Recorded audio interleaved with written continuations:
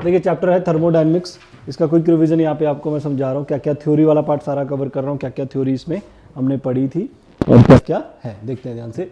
सबसे पहले हमने पढ़ा था इसमें क्या था, सिस्टम एंड सराउंडिंग्स, राइट।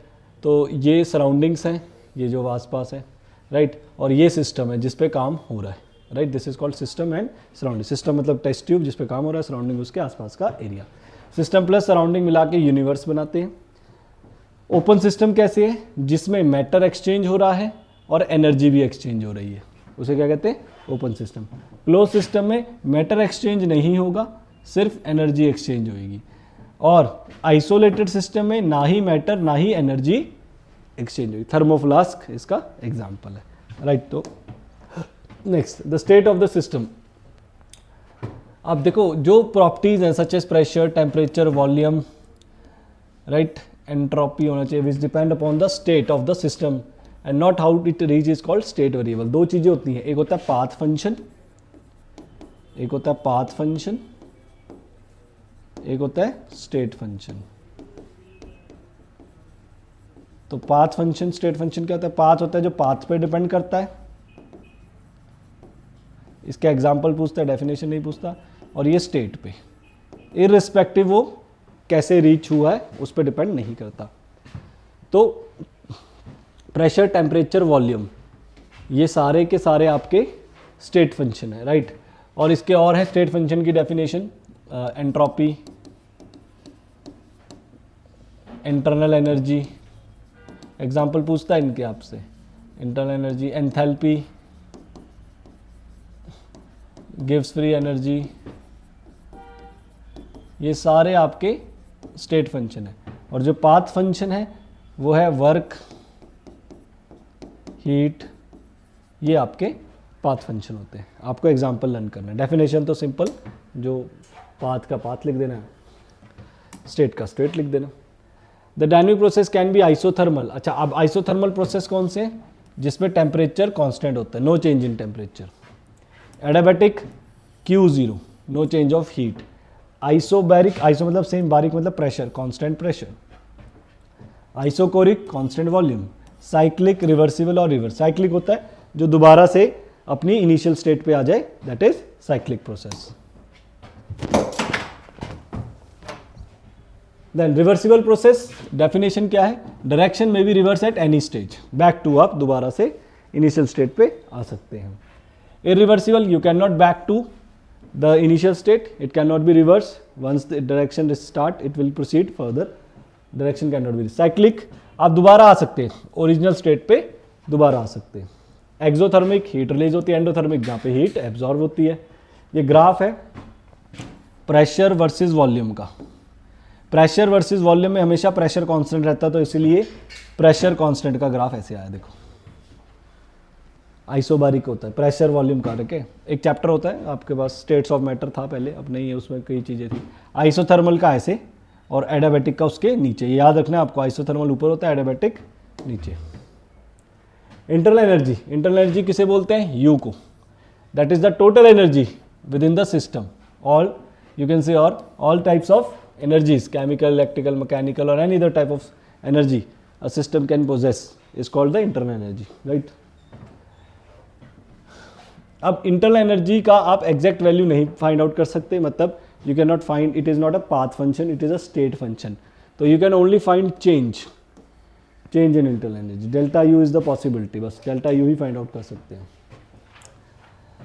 अब डेल्टा यू कैसे बदल सकते हैं आप, किसी का इंटरनल एनर्जी चेंज करने के दो तरीके हैं, हीट और वर्क डन। इंटरनल एनर्जी को चेंज करने के दो तरीके, हीट एंड वर्क डन। इसीलिए यहाँ से फर्स्ट लॉ ऑफ थर्मोडायनेमिक्स बनता है, delta you is Q plus W. First law का डेफिनेशन है ये, राइट। ड्राइव भी हो जाता है ऐसे, U1 is the internal energy, U2 is the after change in U2 minus U1 is equal to Q plus W, ऐसे भी लिख सकते हैं सिंपली, राइट। तो ये definition, first law of thermodynamics state that energy of an isolated system is constant. Isolated system का energy constant रहता है, और internal energy is the sum of the heat and work done, ये भी बोल सकते हो। तो डेफिनेशन आएगा, लिख लेना इसका फर्स्ट लॉ का। Sign convention, heat absorb by the system positive, heat evolve by the system negative, work done by on the system positive, work done by the system. अगर सिस्टम काम कर रहा है तो नेगेटिव, सिस्टम के ऊपर काम कर रहे हैं पॉजिटिव लेना है। और अगर सिस्टम कुछ काम कर रहा है, गैस ऊपर ऊपर ऐसे ऐसे प्रेस कर रही है, कोई मशीन प्रेस कर रही है ऊपर आपने आपको, तो गैस काम कर रही है, तो work done negative. Adiabatic change, delta U is W adiabatic, क्यों? क्योंकि इसमें क्यू जीरो होता है एडियाबैटिक में चेंज। तो डेल्टा यू, पहला फॉर्मूला यही है, न्यूमेरिकल्स भी आ सकते हैं, क्यू प्लस डब्ल्यू। अगर एडियाबैटिक प्रोसेस है तो क्यू जीरो हो जाएगा, तो डेल्टा यू इसको लिखते हैं वर्क एडियाबैटिक, ऐसे दिखेगा आपको, वर्क एडियाबैटिक, एडियाबैटिक वर्क होता है। फॉर्मूला होता है वर्क डन का, वैसे बेसिक फॉर्मूला वर्क डन का ये है, minus P external delta we, work done का ये फॉर्मूला है, delta we is V2 minus V1। लेकिन अगर रिवर्सिबल की बात करें तो ये इंटीग्रेशन का यूज होता है, क्योंकि रिवर्सिबल में क्या होता है कि रिएक्शन कभी कंप्लीट नहीं होता, चलता रहता है ऊपर नीचे ऊपर नीचे ऊपर नीचे, राइट। तो रिवर्सिबल में ये रहता है। तो यहाँ पे पी वी का वैल्यू पुट करेंगे, आर टी डेरिवेशन है बेसिकली ये, तो यहाँ से ये आता है formula, work done is minus V initial V final. V initial final क्यों ले रहे हैं? क्योंकि पहले कंटेनर ये रही, यहाँ तक वॉल्यूम था ये, उसके बाद आपने इसको गैस को एक्सपेंड किया तो वी फाइनल ये हो गया, इसलिए V initial V final, P D V. और P V equal to N R T होता है, पी का वैल्यू आ गया N by V R T, वो वैल्यू यहाँ डाल ली है, N by V R T for 1 mole, ये आर टी बाहर आ गया, एन का वैल्यू 1 पुट कर दिया, ये बचा 1 by V D V. 1 by V का इंटीग्रेशन होता है एल एन वी, और V initial minus V final, वो पुट करके ये इक्वेशन आई है आपको। और एल एन से लॉग में जाना है तो मल्टीप्लाई बाय 2.303, तो वो लॉग में आता है जो टेबल में आपको वैल्यू दी होती है। वॉल्यूम इन्वर्सली प्रोपोर्शनल होता है प्रेशर के, तो अगर प्रेशर की टर्म में लिखने तो जहाँ वी फाइनल है वहाँ पी इनिशियल आ जाएगा, जहाँ वी इनिशियल है वहाँ पी फाइनल आ जाएगा। फ्री एक्सपेंशन, फ्री एक्सपेंशन मतलब कोई प्रेशर नहीं है एक्सटर्नल, तो अभी मैंने आपको बताया work done is minus P external delta we, तो ये तो जीरो ही हो गया, तो वर्क डन जीरो हो जाता है, इसीलिए यहाँ पे लिखोगा no work is done during free expansion. तो उस केस में डेल्टा यू आ जाता है सिर्फ Q V. Isothermal and free expansion, isothermal में याद रखना डेल्टा यू जीरो होता है, और फ्री एक्सपेंशन में वर्क डन जीरो होता है। तो जब हमें पता है delta U Q plus W होता है, आइसोथर्मल के कारण ये जीरो, फ्री एक्सपेंशन के कारण ये जीरो, तो क्यू भी क्या होगा? जीरो, हीट भी जीरो आ जाती है, इसलिए work done zero, pressure zero. Okay, for isothermal expansion, right, ये बार बार वही बात है, for adiabatic change Q zero, for isothermal change, isothermal में क्या चेंज हुआ? Delta U. अगर डेल्टा यू जीरो हो गया तो डेल्टा यू का फॉर्मूला ये है, तो क्यू प्लस डब्ल्यू किसके इक्वल आ गया? जीरो, तो क्यू की वैल्यू क्या आ गई? Minus W. और वर्क डन का फॉर्मूला आपको पता है, सारे एमसीक्यूज बेस्ड क्वेश्चन इसी से पूछे जा रहे हैं। Enthalpy, now what is next is enthalpy. Enthalpy क्या होती है? एच। ये भी एक पाथ फंक्शन नहीं है, स्टेट फंक्शन है, इसीलिए इसका चेंज निकालते हैं, H2 माइनस H1। ये एक एक्सटेंसिव, अच्छा एक रह गया था extensive and intensity property. Extensive property वो जो कि मैटर पे डिपेंड करती है, जैसे कि वॉल्यूम, ये रूम है, वॉल्यूम है इसका कुछ ना कुछ, मैं इसको बीच में दीवार लगा दूं तो आधा आधा हो जाएगा वॉल्यूम, लेकिन टेम्परेचर तो आधा नहीं होगा ना, टेम्परेचर तो उतना ही रहेगा, क्योंकि बाहर जो टेम्परेचर है, चाहे दीवारें अंदर जितनी मर्जी बनाओ, टेम्परेचर रिमेन सेम, ठीक है। थोड़ा बहुत फर्क होने का डेंसिटी कम हो जाएगी तो, या बढ़ जाएगी, तो इसलिए टेम्परेचर जो है वो इंटेंसिव प्रॉपर्टी है, लेकिन जो वॉल्यूम है वो एक्सटेंसिव प्रॉपर्टीज है। राइट, क्लियर हो गया इतना? राइट, तो ये आपको बता रहा था मैं, ये स्टेट फंक्शन है, एब्सोल्यूट वैल्यू मतलब h एग्जैक्टली नहीं फाइंड कर सकते, you can only find delta h। इसका फॉर्मूला ये होता है h equal to P V, right, h equal to P V, और डेल्टा h की टर्म में ये होता है, डेल्टा h की टर्म में ये फॉर्मूला होता है, right. Exothermic reaction delta H negative होगा, एंडोथर्मिक रिएक्शन में डेल्टा H पॉजिटिव होगा।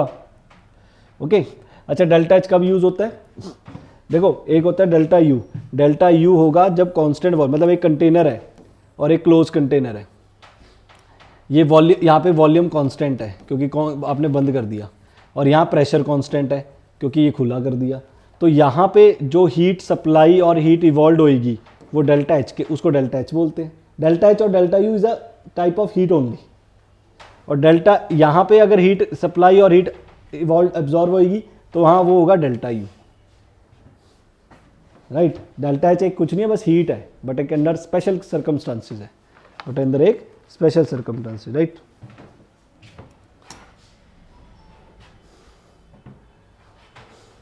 नाउ एक इनके बीच में ये रिलेशन आता है, ये वाला formula very important, delta H equal to delta U plus delta N G R T, ये डराइव करने के लिए भी आ जाता है। तो डेल्टा एच कैसे डराइव होगा, ये delta U plus P delta V होता है, राइट।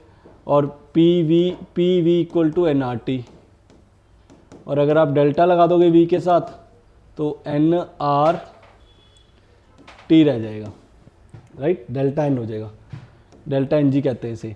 तो पी डेल्टा वी का वैल्यू यहाँ डाल देंगे, डेरिवेशन आ जाती है ना इसकी, delta N G R T. अब डेल्टा एन जी क्या है, मान लीजिए H2 plus Cl2 gives 2HCl, ये गैसियस है, ये भी गैसियस है। तो डेल्टा एन जी है प्रोडक्ट के मोल्स माइनस रिएक्टेंट, प्रोडक्ट है 2 -1 प्रोडक्ट के मोल्स माइनस रिएक्टेंट के मोल, उसको कहते हैं डेल्टा एन जी, तो वो 1 है। अब ध्यान से रखना, ये डेरिवेशन आ जाती है, पूछता है कि बताओ क्या है। अगर डेल्टा एन जी 0 से बड़ा है तो डेल्टा एच भी 0 से बड़ा आएगा, मतलब डेल्टा यू से। डेल्टा एन जी 0 से छोटा है तो डेल्टा एच भी डेल्टा यू से छोटा आएगा। अगर डेल्टा एन जी 0 है तो दोनों बराबर आएंगे, वही रिलेशन, इसकी वैल्यू है बस, ये पॉजिटिव तो ये बड़ा, ये नेगेटिव तो ये छोटा, ये 0 तो ये बराबर। तो ये डेरिवेशंस आती है। डेल्टा एन जी का फॉर्मूला लिखा, number of gaseous product, number of moles of gaseous reactant. Extensive intensive मैंने बता दिया, is the property whose value depends on the quantity और साइज। इसके एग्जांपल याद रखना, mass, volume, internal energy, enthalpy, heat capacity. Intensive property, those property do not depend on the quantity और size, molar, volume, density, temperature, है ना, ये मैंने आपको बताया आपको। हीट कैपेसिटी, अब हीट कैपेसिटी का फॉर्मूला ये रहा, Q equal to C delta T, ये हीट कैपेसिटी। अब what is this heat capacity, definition पूछता है, फॉर्मूला पूछता है। क्या डेफिनेशन है, amount of heat required to raise the temperature of system by 1 degree. एक ये सिस्टम है, मैंने इसको जलाया, हीट दी, अब 1 डिग्री से टेम्परेचर बढ़ गया, वहाँ पर मैं रुक गया, तो मैंने पीछे से नोट किया मैंने इसको कितनी हीट दी, वो मेरी हीट कैपेसिटी है, राइट। तो इसका फॉर्मूला होता है Q equal to C delta D. Molar heat capacity, अब जो मैं हीट दे रहा हूँ किसी ना किसी को तो दे रहा हूँ, खाली कंटेनर में थोड़ी चाय बना रहा हूँ। चाय अगर बनानी है तो पानी ही दूध होना चाहिए, तो खाली कंटेनर में नहीं, उसमें मैंने कोई भी सब्सटेंस का 1 मोल ले लिया, अब उसको हीट दिया मैंने, अब उसका 1 डिग्री टेम्परेचर बढ़ गया, that is called molar heat capacity, that is called molar heat capacity. उसी तरह स्पेसिफिक हीट कैपेसिटी आता है जब 1 ग्राम का मैं हीट ट्रांसफर करता हूँ, राइट। तो ये फॉर्मूले याद रखने, ये आ जाएगा मोलर हीट कैपेसिटी में Q equal to N C delta T हो जाएगा, स्पेसिफिक हीट कैपेसिटी में एम सी डेल्टा टी हो जाएगा, m इज द मास, ये रहा स्पेसिफिक हीट कैपेसिटी का delta M C, Q equal to M C delta T. Clear हो गया इतना, चलो उसके बाद स्पेसिफिक हीट भी बता दी मैंने आपको। अच्छा एक रिलेशन याद रखना, specific heat of water is 1 calorie, वैसे तो गिवन होती है कैलोरी में, और जूल में ये होती है।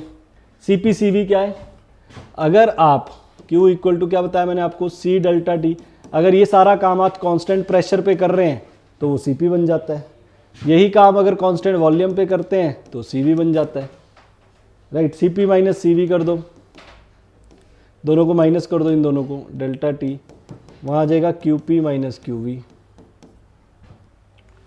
राइट। ओके, तो अब यहाँ से हमारे पास रिलेशन आता है CP minus CV equal to, अच्छा QP को हम बोलते हैं, अभी बताया मैंने कॉन्स्टेंट डेल्टा H, QV को बोलते हैं डेल्टा U, राइट। और अभी हमने पढ़ा delta H equal to delta U plus delta NG/RT, और delta H equal to delta U plus P delta V। तो डेल्टा U को इधर ले आओ, ये बन गया P डेल्टा V, तो यहाँ पे आ जाएगा P delta V by delta T, नीचे आ जाएगा CP माइनस CV, और P delta V equal to क्या होता है, NR delta T, delta T को नीचे ले आओ, ये NR वैल्यू आ गई, यहाँ पे डाल दो P डेल्टा V NR, तो NR आ जाएगा, ये रहा relation CP minus CV for 1 मोल के लिए, R का N का वैल्यू 1 हो जाएगा, we get this relation। तो डेरिवेशन भी आ जाती है, Cp minus Cv equal to R proof करो। Measurement of delta U and delta H, delta U delta H को मेजरमेंट करने के लिए एक काम करते हैं जिसका नाम है कैलोरीमीटर, राइट? क्या है? Calorimeter, right? अब डेल्टा यू डेल्टा एच को कैलोरीमीटर को हम कहते हैं जो कि यूज करता है। अब कोई पूछेगा कैलोरीमीटर क्या है? That is use to measurement of delta U and delta H. It is done in a bomb calorimeter. Bomb मतलब ऐसे करके आपको एक एपरेटस सा होता है, उसके अंदर प्लेट्स होती है, that is called bomb calorimeter.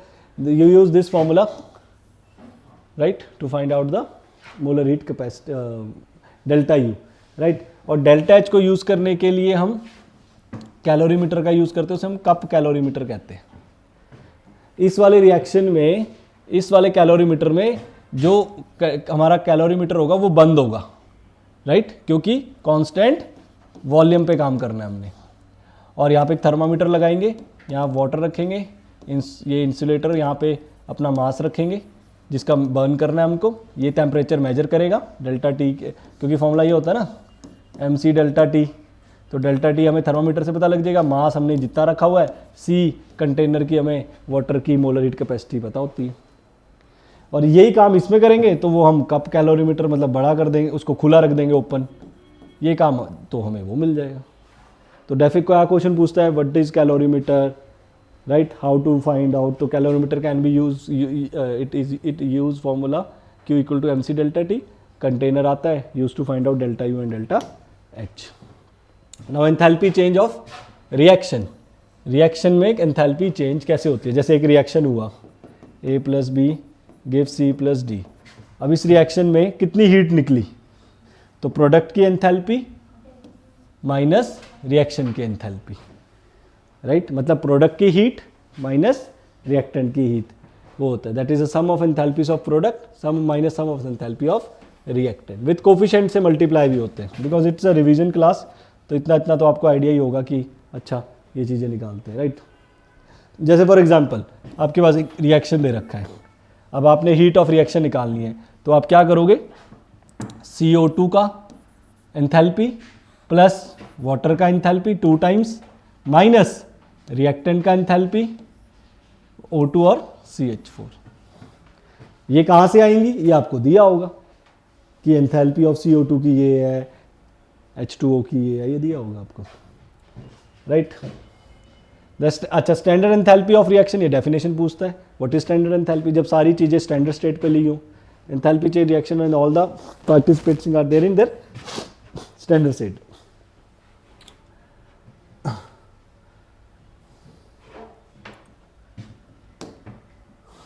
Enthalpy change during phase transformation. What is phase transformation? जब आप सॉलिड से लिक्विड जाते हो, लिक्विड से गैस जाते हो, ये सॉलिड से लिक्विड, लिक्विड से गैस, और सॉलिड से डायरेक्टली गैस भी जा सकते हो, राइट?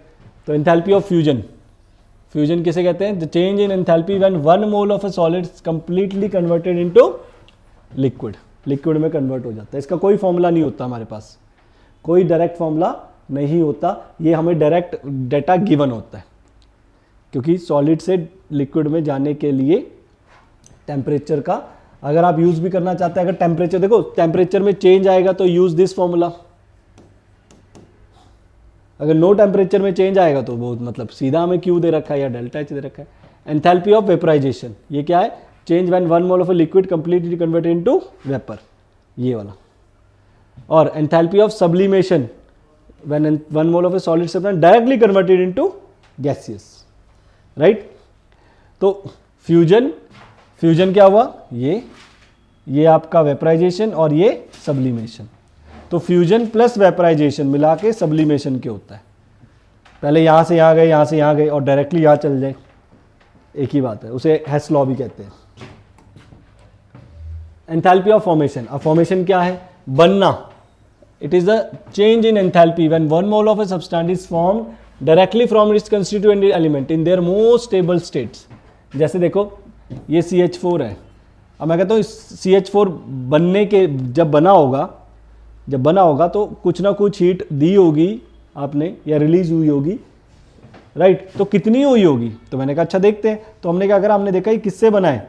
कार्बन और हाइड्रोजन से, राइट? अब इस पूरे रिएक्शन में जितनी हीट रिलीज है वही उसकी हीट ऑफ फॉर्मेशन है। मैं कहता हूँ एक बंदा रेस कर रहा है, फाइट कर रहा है, एनर्जी से लड़ रहा है, मुझे पता लगा उसने फाइट जो करी उसमें इतनी एनर्जी बर्न कर दी, इतनी कैलोरीज बर्न कर दी, तो वो एनर्जी कहाँ से आई? वो उसके अंदर ही तो थी। तो वही तो कह सकते हैं जितनी इसने बर्न करी उतनी ही इसके अंदर एनर्जी थी।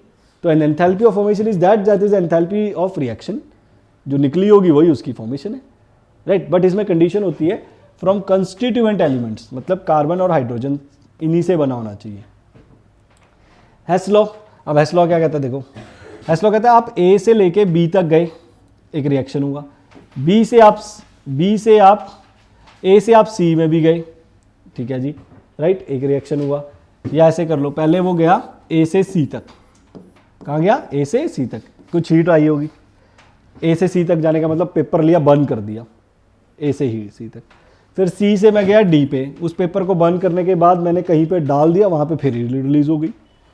और डी से फिर मैं गया बी पे, कुछ और कर दिया मैंने उसके बाद, और बन गया, उसमें हीट रिलीज हुई, है ना। और मैंने एक काम क्या किया, ए से बी जाने तक ये रास्ते हैं और एक रास्ता सीधा जाने का है।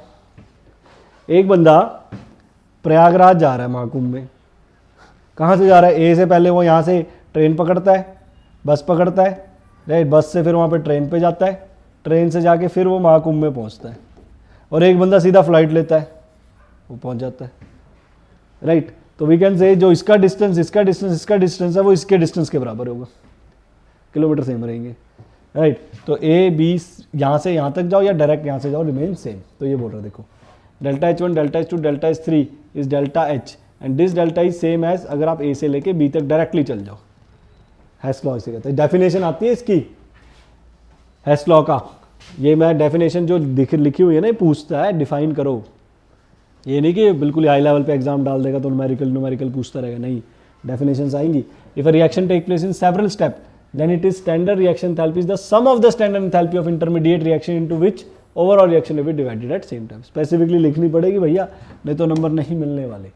Enthalpy of different types of reaction, enthalpy of combustion, कागज को जलाओ, जितनी हीट निकली that is enthalpy of combustion. Enthalpy of atomisation, किसी को आपने एटम में कन्वर्ट कर दिया, राइट। मान लीजिए ये जैसे ये है, ये गैस था, मीथेन का मॉलिक्यूल है, ये कार्बन 4 ऐसे लगे हुए हैं। अब इसको आपने एनर्जी दी, तोड़ दिया, तितर बितर कर दिया, कार्बन अलग कर दिया, हाइड्रोजन अलग कर दिए, तो इसको एटम में कन्वर्ट कर दिया, that is enthalpy of atomization. ऐसे भी हो सकता है, कोई Cl2 गैस है, इसको तोड़ के आपने 2Cl बना दिया, तो ये भी तो एटम बन गया, ये मॉलिक्यूल है, एटम में बन जाए, that is enthalpy of atomization. Bond dissociation enthalpy, bond को तोड़ने में, ये बॉन्ड तोड़े जो आपने। बॉन्ड एंथैल्पी अगेन वही, अच्छा बॉन्ड एंथैल्पी का फॉर्मूला याद रखना आपने, bond enthalpy of reactant minus bond enthalpy of product, right. जैसे आपने ये बना दिया, तो प्रोडक्ट की बॉन्ड एंथैल्पी माइनस रिएक्टेंट की बॉन्ड, सॉरी रिएक्टेंट की पहले माइनस बॉन्ड की। देखो ये डेफिनेशन है, कॉन्सेप्ट रिन्यू हो रहे हैं, डेफिनेटली न्यूमेरिकल्स तो आएंगे, बट थ्योरी भी आएगी, तो थ्योरी के लिए डेफिनेशन पूछेगा ना, व्हाट इज बॉन्ड एंथैल्पी वगैरह वगैरह, आप बता सकते हो। Lattice, what is lattice? Lattice होता है ढांचा, आयनिक बॉन्ड, जैसे NaCl है, इसकी एंथैल्पी, अब जो NaCl होता है वो ऐसे ऐसे इनके ढांचे बने होते हैं, ये, तो इसको तोड़ना है, तोड़ के सिंगल सिंगल कर देना है, उसको कहते हैं लैटिस एंथैल्पी। डेफिनेशन पूछता है। अब लैटिस एंथैल्पी डायरेक्ट नहीं होती, जो एंथैल्पी बनने में लगेगी वही एंथैल्पी टूटने में लगेगी, सीधी सी बात है। तो बनने की निकाली इन्होंने, पहले सॉलिड से एंथैल्पी, सोडियम सॉलिड होता है, उसको पहले तोड़ के गैसियस में कन्वर्ट किया, that is called enthalpy of sublimation. फिर गैसियस से उसको आयन में कन्वर्ट किया, that is ionization enthalpy. Chlorine को भी ऐसे किया, पहले इसको तोड़ा, Cl में कन्वर्ट किया, क्योंकि Cl2 एग्जिस्ट करता है ना, Cl नहीं एग्जिस्ट करता, इसको ऐसे ऐसे तोड़ दिया। फिर इसके बाद इसको इलेक्ट्रॉन दिया, इलेक्ट्रॉन गेन एंथैल्पी। अब ये पॉजिटिव नेगेटिव बन गए, दोनों आपस में जुड़ जाएंगे, तो लैटिस एंथैल्पी बन जाएगी। इन सब की एनर्जीज को ऐड कर दो, you get lattice enthalpy. Definition याद रखना, लिखी हुई है ऊपर, राइट। सॉल्यूशन का एंथैल्पी भी होता है, enthalpy change when 1 mole of it dissolve in a specific amount of solvent.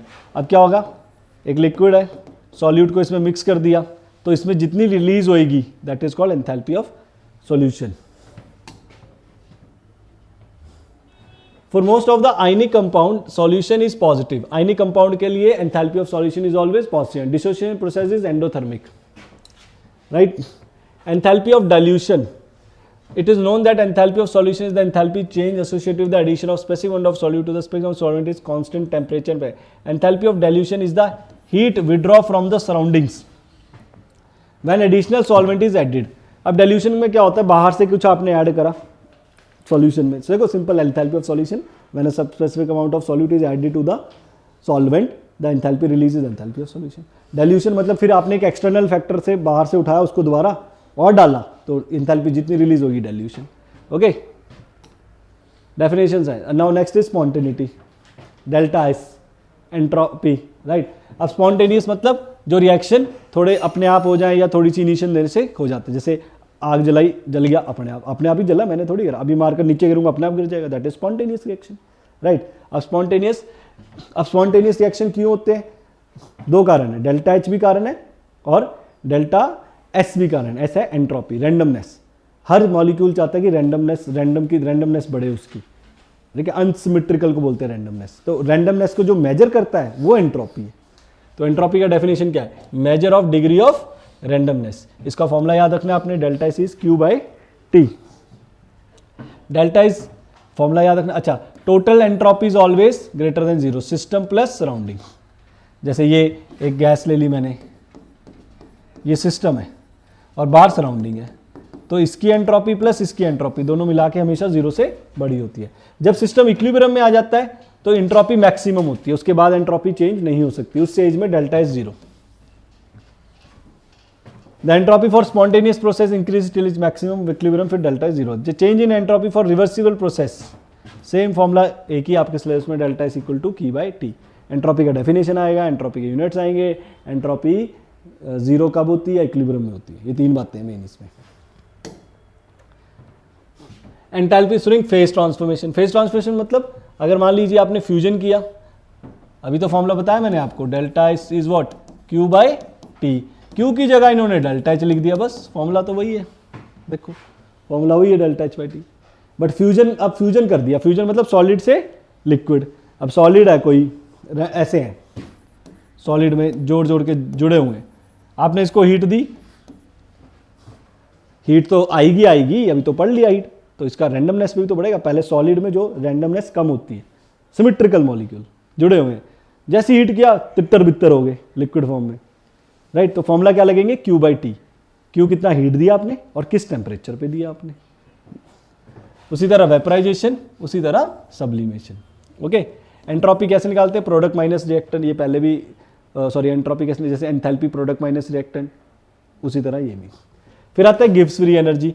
अब देखो ये सारा स्पॉन्टेनिटी में गया, जो डेल्टा एच है वो हीट है और डेल्टा एस है वो रैंडमनेस है। दोनों को मिला के दोनों फैक्टर हैं। किसी, ये सिर्फ कहानी इसलिए चली कि कोई रिएक्शन अपने आप क्यों होते हैं, तो पहले किसी ने कहा डेल्टा एच कारण है, फिर कई जगह पता लगा डेल्टा एच कारण ही नहीं था, फिर आया डेल्टा एस कारण है, फिर कई जगह पता लगा डेल्टा एस भी कारण नहीं है, तो पता लगा कि दोनों मिला के कारण है किसी चीज के रिएक्शन होने का। तो डेल्टा जी वही है, किसी कोई रिएक्शन क्यों होता है वो दोनों को मिलाता है। क्या मिलाता है वो, ये रहा, delta G equal to delta H minus T delta S, ये फॉर्मूला है, राइट। डेल्टा जी कैसे निकालते हैं, प्रोडक्ट के डेल्टा जी माइनस रिएक्टेंट के डेल्टा जी, स्टैंडर्ड ये स्टेट पे होता है। अच्छा, एक डेल्टा जी का ये फॉर्मूला भी है, ये आपको +2 में आएगा, NF E0। E0 is called EMF of cell, redox reaction में पढ़ा होगा आपने, EMF ऑफ सेल। N क्या है, इलेक्ट्रॉन का ट्रांसफर, वो करते थे ना बैलेंसिंग में, N इलेक्ट्रॉन्स काटते थे हम जितने लेफ्ट और राइट में, वो है N यहाँ पे। F क्या है, फैराडे, फैराडे की वैल्यू होती है 96500। E क्या है, EMF ऑफ सेल। अब याद रखना, डेल्टा जी लेस देन 0 है तो स्पॉन्टेनियस रिएक्शन होता है, डेल्टा एस ग्रेटर देन 0 है तो स्पॉन्टेनियस होता है। ये लिखा हो देखो, delta G less than spontaneous, delta G greater than non spontaneous, delta G 0 को इज इक्विलिब्रियम, राइट। अब ये साइन कन्वेंशंस भी हैं। अब ये कहाँ से आई है साइन कन्वेंशन, एक लास्ट स्लाइड क्या, सेकंड लॉ होगा, ठीक है। साइन कन्वेंशन कैसे, delta G equal to delta H minus T delta S. देखो जो मेन चीजें आपको पता है वो हम बता सकते हैं, ये वाली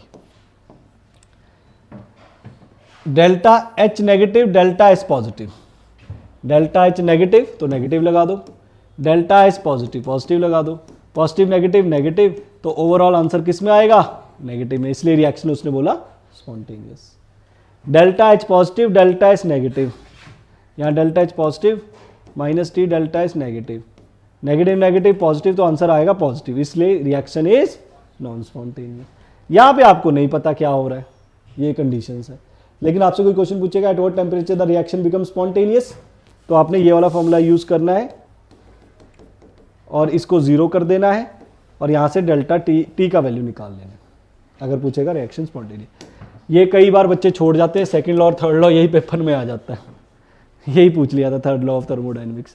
तो third law of thermodynamics state the entropy of any pure crystalline मतलब solid substance approaches to zero as the temperature approaches absolute zero. जैसे जैसे टेम्परेचर बढ़ाओगे एंट्रोपी जीरो को अप्रोच करेगी। सेकंड लॉ कहता है for all the spontaneous process the total entropy changes is positive. ये अभी मैंने बताया, delta S total, delta S system plus delta S surrounding, ये हमेशा क्या होती है? पॉजिटिव। यही सेकंड लॉ है। थर्ड लॉ ये है कि entropy of any pure crystalline substance मतलब solid ionic substance approaches to zero, उसको जीरो होगा। कब जीरो होगा? जब हम उसे क्या करेंगे? टेम्परेचर कम करते रहेंगे, जीरो की तरफ लेके जाएंगे, तो मतलब वो इक्विलिब्रियम में आ जाएगा। तो ये थर्ड लॉ है। तो यहाँ पे आपकी थ्योरी खत्म होती है। मोटा मोटा फॉर्मूले सारे मैंने बता दिए जो जो यूज होने हैं वो थ्योरी। इसमें कोई भी डेफिनेशन आता है आप ये लिखे। अगर आपको न्यूमेरिकल्स करने हैं तो वो अगली वीडियो में होगा जिसमें आपको न्यूमेरिकल्स मेन में आपको प्रैक्टिस करवाता है।